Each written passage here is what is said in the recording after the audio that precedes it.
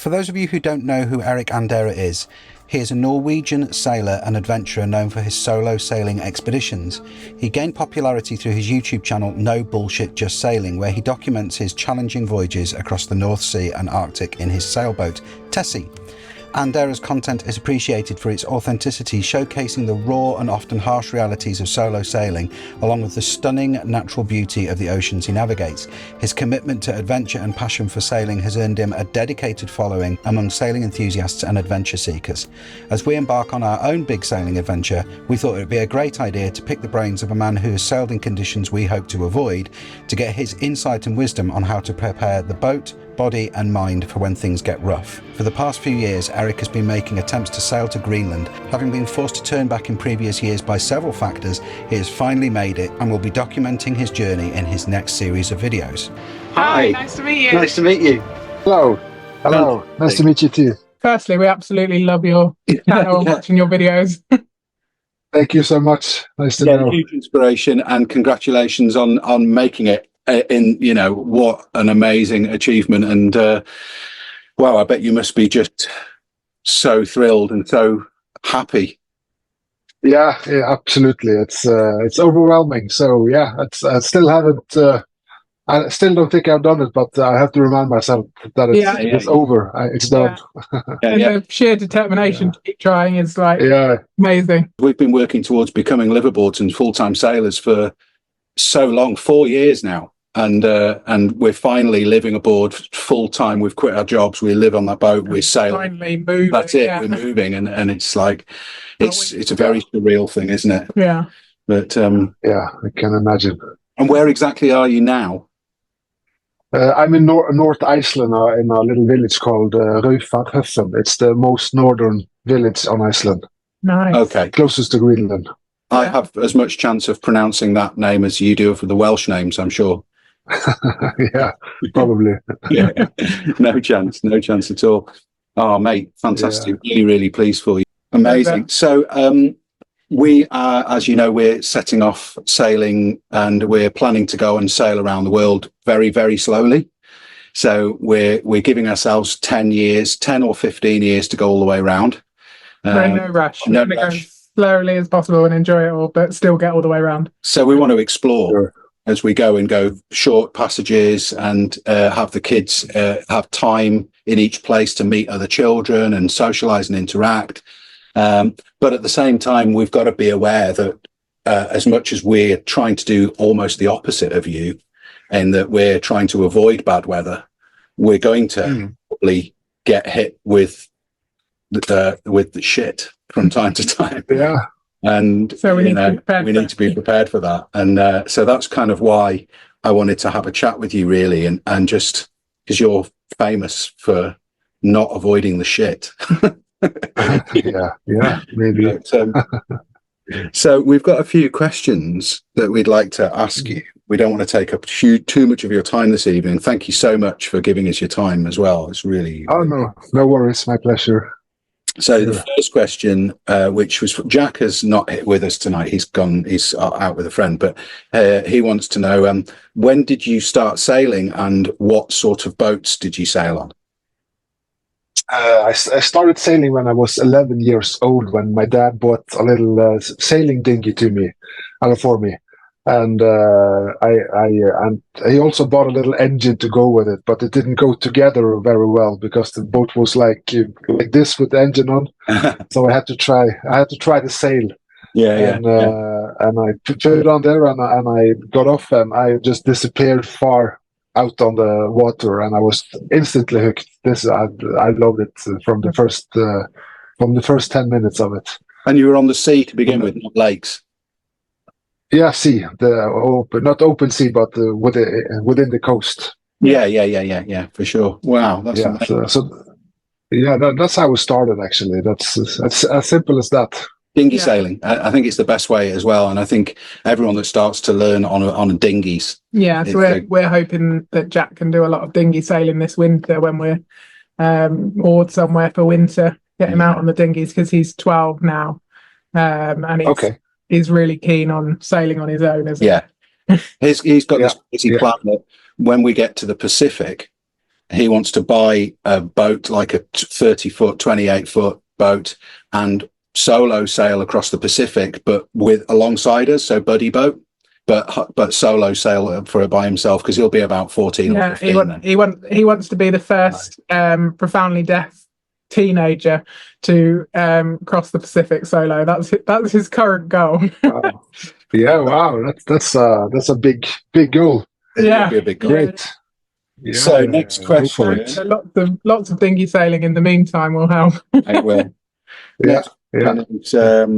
Obviously, you started dinghy sailing, but did you do any formal training for sailing and navigation? Not at a young age. No, I just I'm self-taught. Is that what you call it? Teach taught. Yeah. And I just took it from there and I bought a new dinghy when I was 15 years old, a little bit bigger one, and I took that for many rides and I just learned slowly how to control it. Mm-hmm. Right. And I was always alone because all of my friends were they were playing football and all, doing a lot of stuff. Uh-huh. And I was kind of left alone with my sailing. I was so into it, so I never left it. So I just got used to sail alone and to manage all this alone. Mm-hmm. And later on in life, I took I worked as a first officer on supply ships. That was my career. So I got all the papers and all the schools around it. So you are famous for actively seeking out scary conditions. You know, your very famous video is the Force 10 video. And but what would you say was your most frightening experience? And how did you, the one where you thought, I may have pushed it too far now? I have a couple. The one was actually this winter when I sailed from Shetland back to Haugesund in Norway. That was terrible. That was. Was that the one where you did a shot? The boat broached and you kind of took a wave right in? Right. Yeah, that's the one. Yeah, it just got worse and worse because the waves builded more and more as closer to Norway you got. Right. So I was just thinking, isn't this going to stop soon now? You know, it's just rising and rising, and when I hit the Norwegian coast, it was just mayhem. It wasn't fun anymore. No. I looked around me and I could see those big breaking waves beside me. And I was just thinking, if my boat were on that breaking wave, we will go around. We will capsize. Yeah. And one got me pretty good, and then I took the mast almost into the water, and I just hung onto the mainsail sheet of the boom. So, and my legs just dangling down, and that was.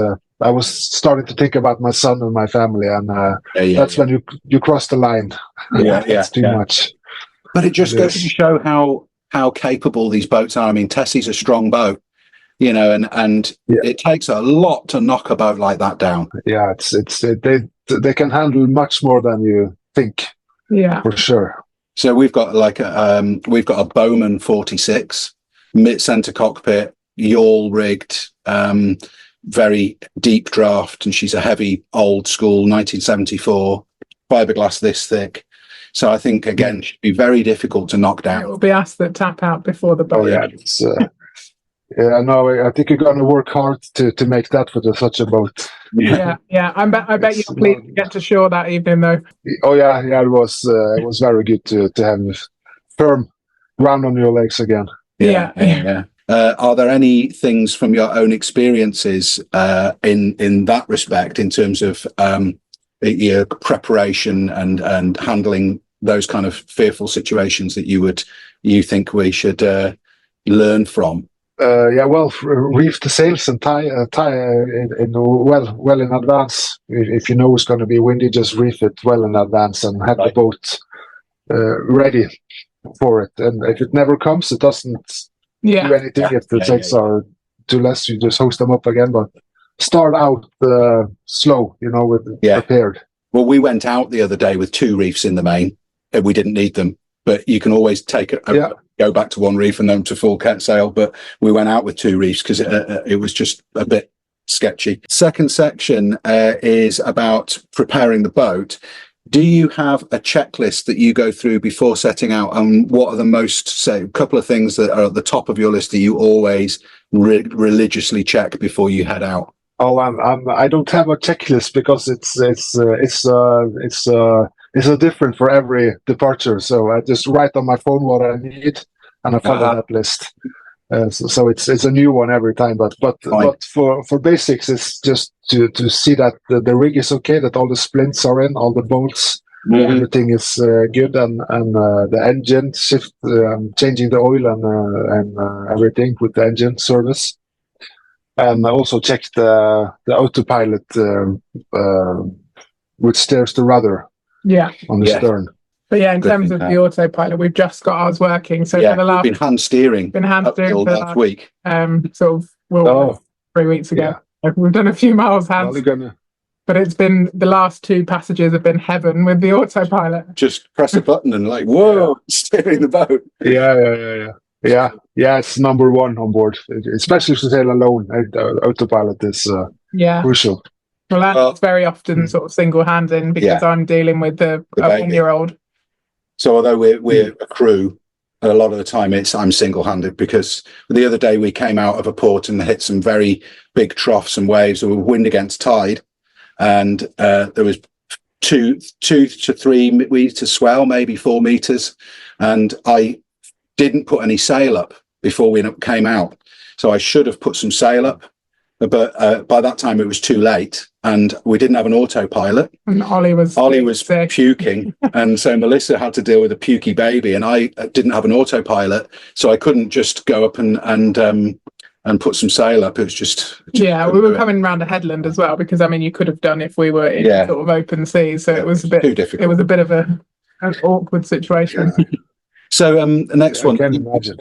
Do you carry a lot of spares on the boat? I don't have too much spares, but I have a lot of tools to fix whatever can go wrong. Right. So some spares for rigging and stuff, but an engine, extra diesel filter and oil filter, but that's about it. But I have a lot of tools to be able to fix. I think the most that can go wrong on the boat. Yeah. It's always interesting, sort of how much space people dedicate to spares or tools and the combination of. But it's interesting that you haven't got too many spares for lots of tools. And I think we're living aboard and travelling full time, so we've got lots slightly of tools. Different. We have lots of tools. Every tool. I've got a welder on the boat. What other things would you say that you've added to Tessie, which have been the best things, the best additions, like upgrades that you've done to Tessie since you've had her? It's to have a strong autopilot. That's just the basic for single-handed sailing, and of course the hydrovane on the stern is also really important. But autopilot is number one. A good functional autopilot that you can rely on. Next section, preparing the body. How do you prepare for physical fitness when you're not sailing in between, or do you not bother? I work out a lot, maybe 4 or 5 days a week with lifting weights and jogging and running to try keep the heart going, and it just makes you more sane in your head if you're working out and compared to not do it. You know that especially because I'm sail alone, you have to have some strength to cope with it, both mentally and physically, I guess. Okay. I work out a lot. And in terms of when you're sailing, how do you stop from getting sore and stiff when you're on a long passage? I find if I'm sitting in the cockpit for a long time, my muscles get very stiff and sore, and sitting in one position. I run very much in and out of the boat because I have cameras downstairs, so I can watch what happens in front of me and the radar. And I just pop up every 20 minutes to check the sails and check for me and for navigation, and so I would say I'm pretty much moving around a lot, and I sleep sometimes, but not too long. Right. I'm pretty active on my kind of sailing. Me personally, I'm finding I get very bad anxiety when we're heading out sailing, unless it's very calm conditions and flat seas. And of course, this is made more acute by having the baby on board. How do you tell the difference between healthy healthy anxiety, which is your brain saying this is not safe, and unhealthy, irrational, crippling fear that you need to kind of push yourself and go, come on, stop being a pussy, get on with it. And how do you draw that line between, like I say, healthy fear and unhealthy being a wuss? Yeah, that's a good question.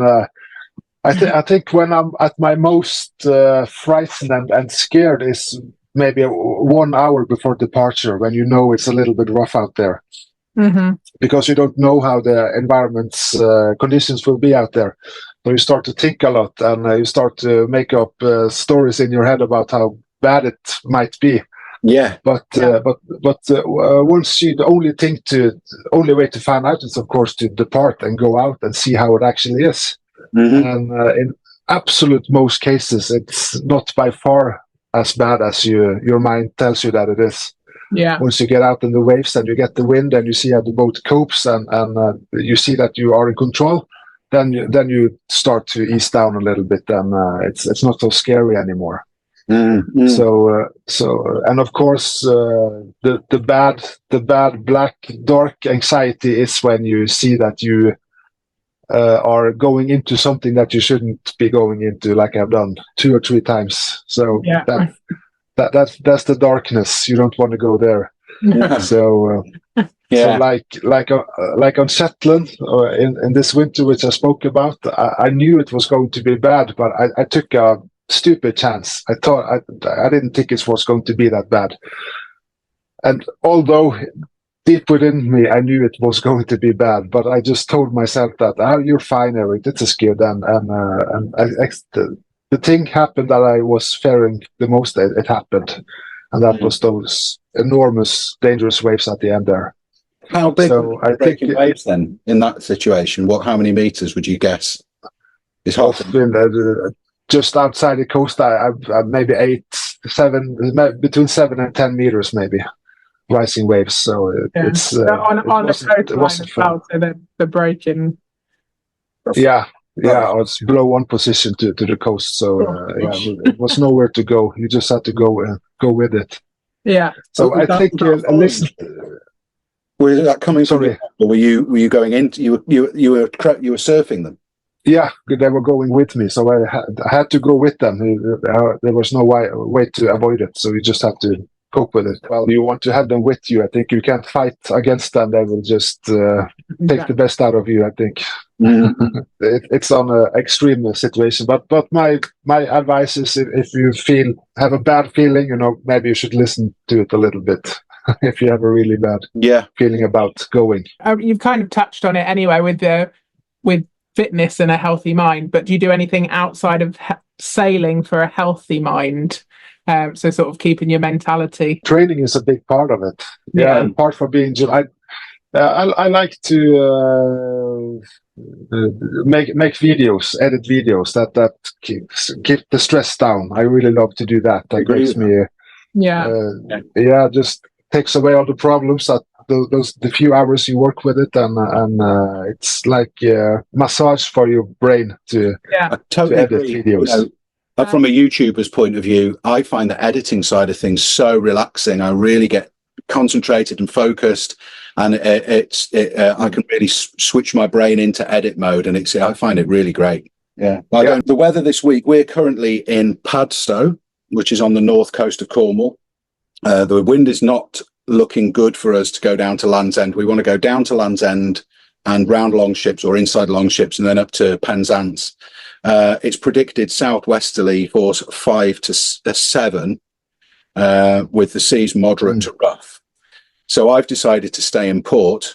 I'm guessing you would go with that forecast. 5 to 7 wind against tide. 5 to 7 on the nose. Yeah, 5 to 7 on the nose. For 10, it's about 10 hours. 10 hours, yeah. It depends how much you need to get to the goal, I'd say. Yeah, and obviously if you don't really need to get there. Yeah, we don't really need to get there, and we've got 2 kids on board. Yeah, with the baby 15 months. Do you think I made the right decision to stay where we are for a few days? Yeah, absolutely. Yeah. Don't push it. No. It's supposed to be fun, and it's supposed to be enjoyable. And if, I needed to hear you're that. just scared, it's yeah. No. Stay important and have a nice time. And, Right, most people say, yeah, you know, enjoy it, but you get the odd people, especially obviously putting yourselves out there on YouTube, that are like, oh, you know, just go, you're just being pussies. Like, yeah, she's a big, strong boat. She's 46 foot. She's heavy. Yeah, we know the boat can handle it. You need to push yourself. And I'm like, oh, but I'm frightened.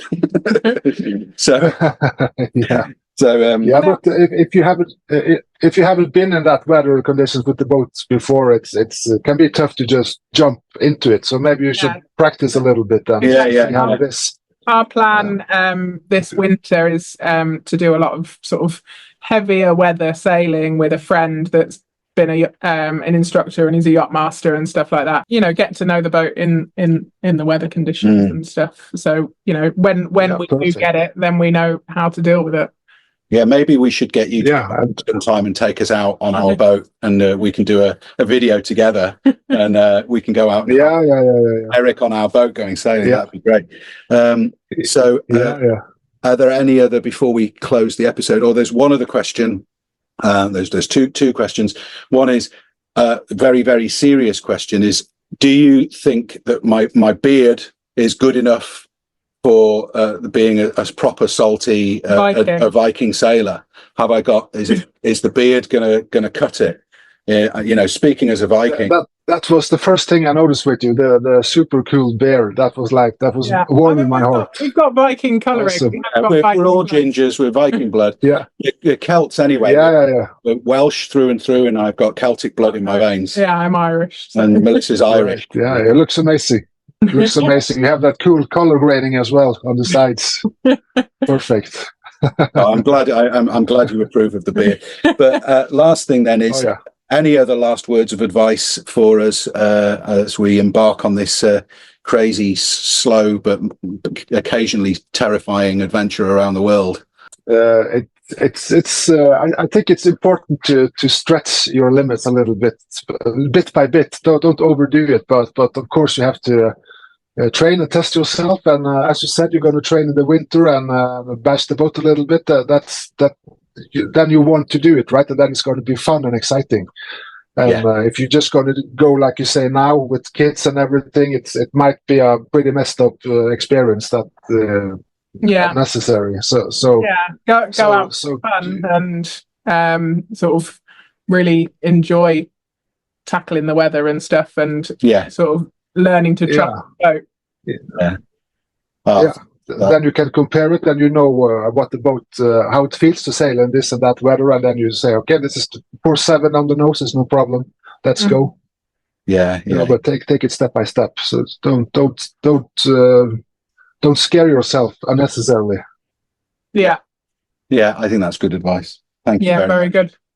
Erik, thank you so much for giving us your time this evening. I don't want to keep you any longer. It's been very generous of you to spend time talking to us, and I hope one day that we can meet up and share a pint and perhaps even do some sailing together. Have a whiskey. I've got plenty of whiskies in here. Sounds good.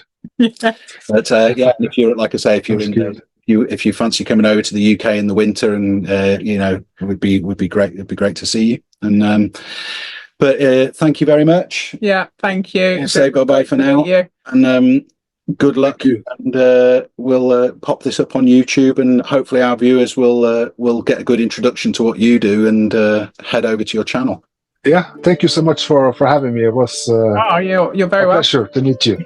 Thanks. Enjoy your time in Iceland. Yeah, enjoy your time in Iceland. Thank you. Congratulations again. All right. Good luck. Take care. Bye. Thanks. Bye. Bye. Thanks so much to Erik for taking the time to speak to us. We gained so much from this. And of course, don't forget to head over and subscribe to Erik's channel. If you enjoyed this interview, let us know with a like and a comment. As always, thanks to our patrons for supporting what we do. And if you'd like to become a patron, head over to patreon.com/sailingmelody.